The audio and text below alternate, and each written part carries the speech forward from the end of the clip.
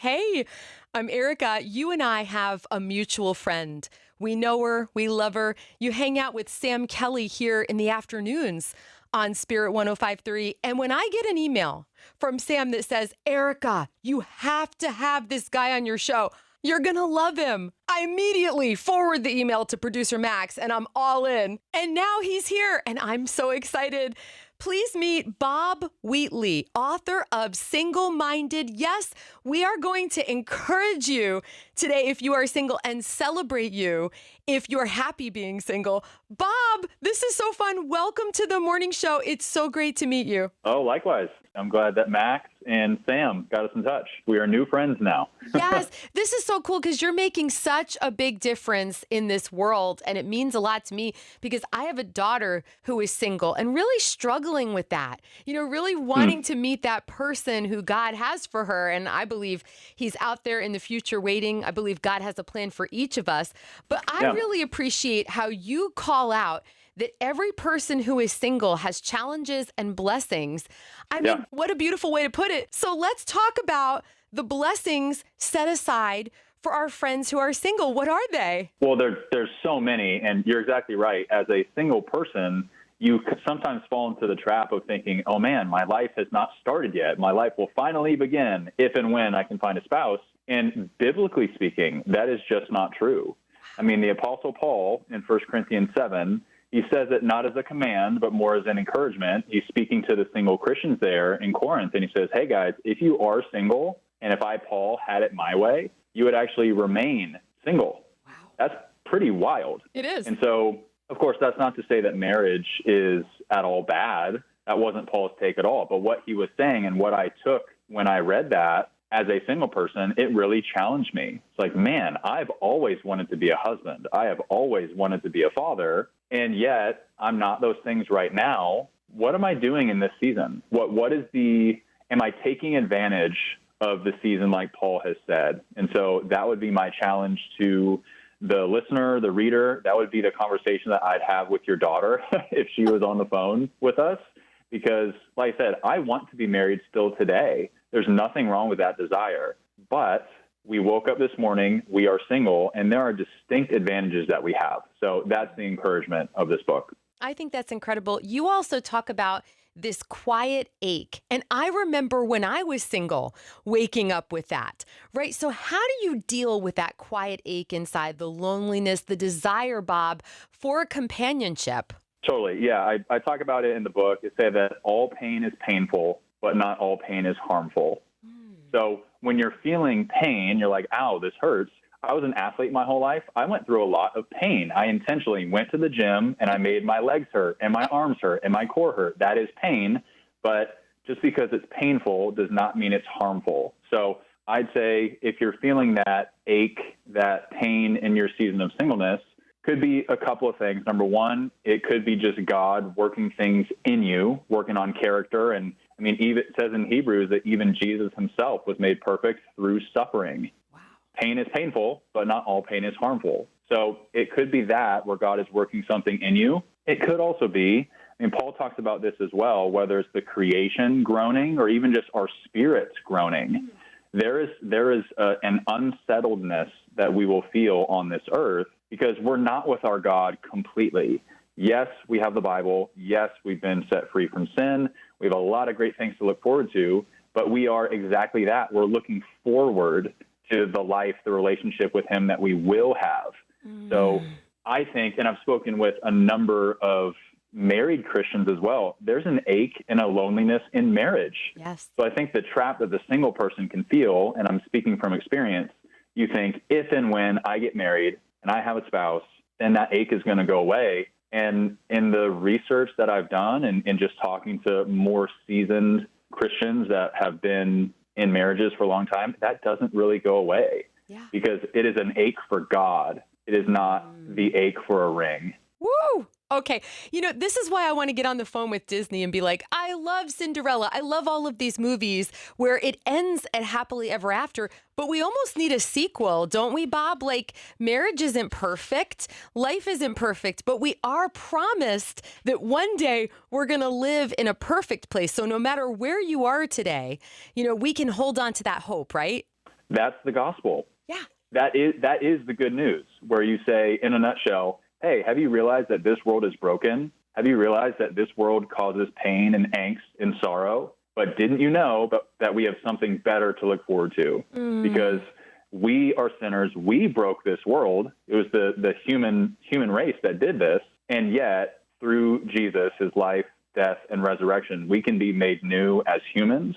We also can see the creation. We can see the universe made new, and our future is awesome. Yes. That's the gospel. That's what it is. And it's so funny that all these Hollywood movies and things like that have sort of motifs, and they allude to things like that. But it's just the gospel, Erica. Like, we as humans, we want to be restored to God. And so with this book, Single-Minded, I want to encourage that single Christian who, like me, Erica, I feel lonely. I feel the aches often. This isn't something that I don't think if you're wired for marriage, you necessarily get over those things.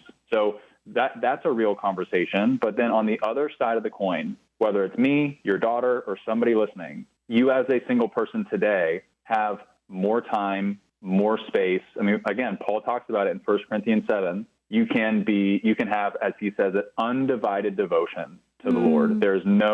You're not being pulled in a million directions. You don't have the Brady Bunch, all your kids running around, going to soccer practice.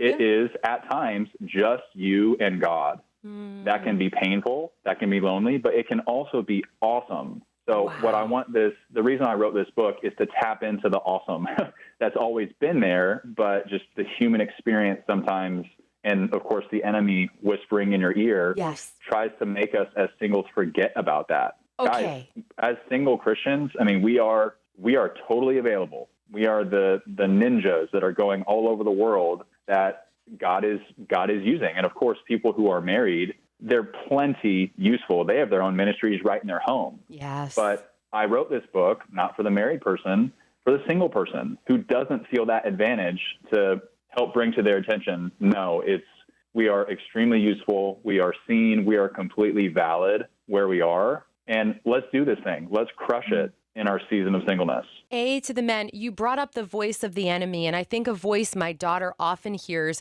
Her name is Hannah, by the way. She'll say, Mom, is there something wrong with me? Why don't guys see me? And you say something that I think is so beautiful, Bob. Beauty is not in the eye of the beholder.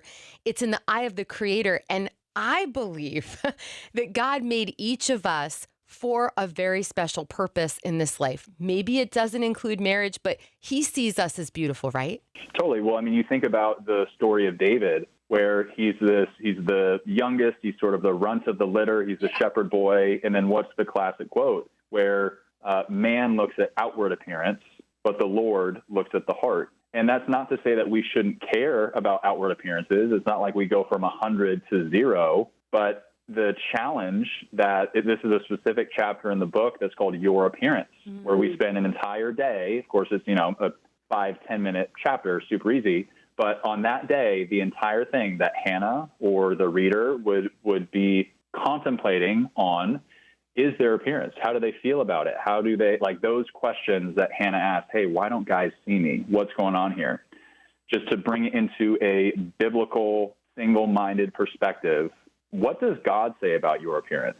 What does God say about your beauty? It's written in 1 Peter, the unfading beauty of a gentle and quiet spirit. Yes. That is the beauty that God cares about. That's the beauty that's going to carry over to heaven, because you might be 20, 30, 40, you're in your physical prime, you look awesome, you're fit for the red carpet. But what happens when you're 90? Yeah. You're probably not going to look the same. However, the unfading beauty, which is your spirit, the person that you are, your character, that's the stuff that really lasts. That is beauty is not in the eye of the beholder. Beauty is in the eye of the Creator, at least true beauty. I love that. Let's talk about a big speed bump, I think, for most of us, whether we're single or we're married, and that is social media. I think that it's just so ripe for jealousy when we start scrolling. What do you do, Bob, as a single guy who's trusting the Lord with your life, and you see the big engagement, you see the anniversary, then the babies come. How do you handle those feelings? Yeah. I have admittedly gotten better at this over time because I was not very good at it before. I would fall into jealousy, or I would fall into despair. Like, why are these milestones not happening for me? Like, I myself, I just became an uncle a couple weeks ago. Oh, congrats. Awesome. Like, I'm so, just so happy for my, actually, I was an uncle twice. My brother had a child. My sister had a child. So like, it's just awesome in my family. Super excited. And I think the old version of me might fall into jealousy, but now I've admittedly had enough practice of being single. Like, I'm in my mid-30s.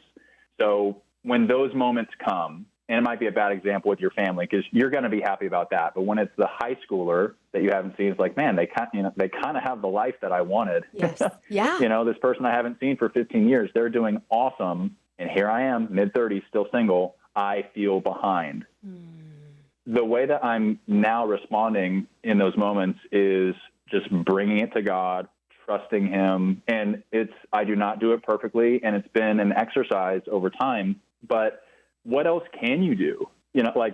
Whether it's you're feeling behind as far as things of marriage, that could be it. What happens if you lose a job, or you're having money issues, or you're having health issues? Like, Jesus is the answer. Yes. You bring it to him. And so if you see that high school teammate who has the life that you want, wife, couple kids, white picket fence, and you feel that, you're like, that sounds like an awesome prayer. You bring it to God. God, Father, I've always wanted these things. Why have they not shown up in my life yet? And ... not my will, but your will. I trust that you know what you're doing. You're a much better author than I'll ever be. All the days ordained for me were written in your book before one of them came to be. I know what you're doing. Help me to pause. Help me to rest. Help me to be that single-minded believer, and just, Jesus, take the wheel, this thing. You got this. Help me to settle my spirit. I trust you. That's excellent. I'm going to remember that. I'm not single, but there are moments, where I'm like, I need to turn my eyes back on Jesus. Bob, I love that you were a professional baseball player. I love baseball. Producer Max is a big fan as well. What's a life lesson you took from playing in the big leagues? That's pretty awesome. What did God teach you there? Well, there's a very common story in the self-help or self-development space. It's sort of like the rah-rah motivational speaker. And in the book, I call it A Tale of Two Horses. And in this story, you might have heard it before. You have a couple of different horses that are at let's say the county fair. And the first horse tows 8,000 pounds and sets a record. Like, oh my gosh, this horse is crazy strong. Then they yoke the two horses together, and they don't tow 16,000 pounds, which is what you would think. No, they tow 24,000 pounds. It's like, whoa, the power of teamwork. This is amazing. And so to get back to your question on what did I learn in pro sports, the value of teamwork is, it just goes without saying. It's such a valuable part of the human experience. However, we're talking about singleness today. So when the Christian single hears that story, it's like, well, shoot, I would love to tow 24,000 pounds, metaphorically speaking. Where's my husband? Where's my wife? Yeah. So in the book, I kind of flip that story, The Tale of Two Horses, on its head, and I asked the reader rhetorically, should horses be yoked together? Should horses be working in teamwork? And that might seem like an obvious answer, because like, well, if you multiply your strength by 3 instead of 2, that's good math. But then I asked, well, hold on. What happens if the task is changed? What happens if you're not towing? What happens if you're racing? Wow. Let's say we put these horses in the Kentucky Derby. I watch the Kentucky Derby every year. I have never seen horses yoked together. That's fascinating. They're always running solo. Why? Because when you're asked to run fast, you're going to be faster if you're solo, if you're single, if you're not yoked together. So bringing it back to the question on should a horse be yoked to another horse, the truth is we don't have enough information. We need to know, well, hold on, what is the task that you're putting before them? And it's the same thing with the Christian. Wow. Should a Christian be married? I don't know. Tell me more. What is God calling them to do in this season? So if you're listening to this and you are single right now, I'll say this. Number one, you might be married this time next year. That wouldn't be crazy. Nope. Who knows? But you're single right now. So you might be, metaphorically speaking, that horse who's in a race. Yeah. You're supposed to run fast. You're supposed to be mobile. It's supposed to be just you for a season. That's okay. You need to run that race. Don't sit there moping. And again, this is not me like casting shame. I've Nope. been there. I'm saying it from experience. I'm Yep. talking to the past version of myself. Instead of moping and saying, man, I really want to tow 24,000 pounds. Where's my wife that I can be yoked together? If you are single, it might be that you're in a race right now and you are best suited to be single for the next 12, 24, 36 months. I don't know, but God does. Wow. There are distinct advantages as a single person. So you go from a great season as a single to a great season in marriage. You go from great to great. You go from valid to valid.